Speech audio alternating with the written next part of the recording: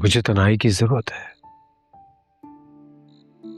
जहां मेरे और मेरे रब के सिवा कोई ना हो, जहां मैं अपने दिल में झांक सकूं, दिल से सवाल भेजो और दिल से जवाब आए, जहां मेरा खुद से सामना हो जाए।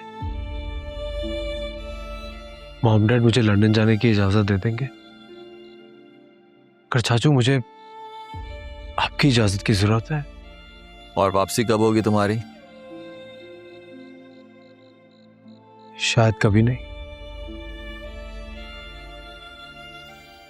तन्हाई तुम्हें किसी लंदन के पेंट हाउस या कॉटेज में नहीं मिलेगी, ना जंगल में, ना पहाड़ों पे, ना पहाड़ों की गारों में। लोगों की नज़रों से दूर जाकर, उनकी आवाज़ों से दूर जाकर, इस शोर, इस हंगामे से दूर जाके तुम्हें चैन नहीं मिलेगा। तुम्हें जिस सन्नाटे की तलाश है ना, वो तुम्हें इस ज़माने में कहीं भी नहीं मिलेगा। ज़रा सी आहट होगी और तुम डिस्टर्ब हो जाओगे, और सन्नाटा टूटने से तन्हाई की सारी जमा पूंजी लुट जाएगी।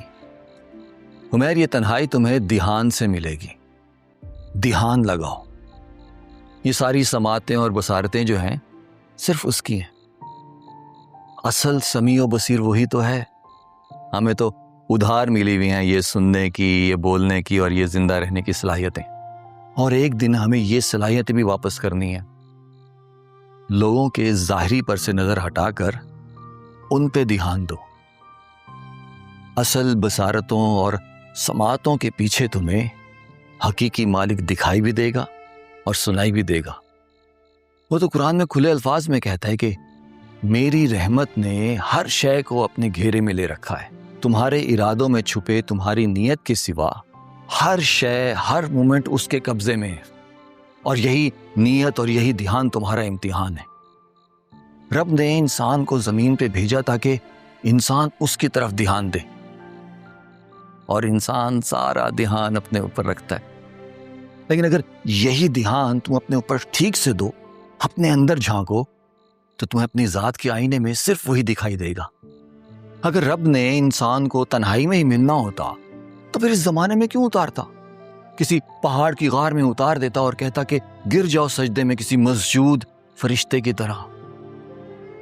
कुरान को लफ्जों में ढूंढोगे तो नहीं मिलेगा, मायनों में ढूंढोगे तो मिलेगा। इसी तरह रब को अपने हर तरफ देखो, इंसानों में, इंसानों की नजरों में, उनकी आवाजों में, उनकी मोहब्बत में, उनकी नफरत की आग की जलती हुई भट्टी की आजमाइशों में, हर जगह वो है। मुझ में देखो, खुद में देखो, तानिया में ढूंढो उसको। उमैर, तानिया में,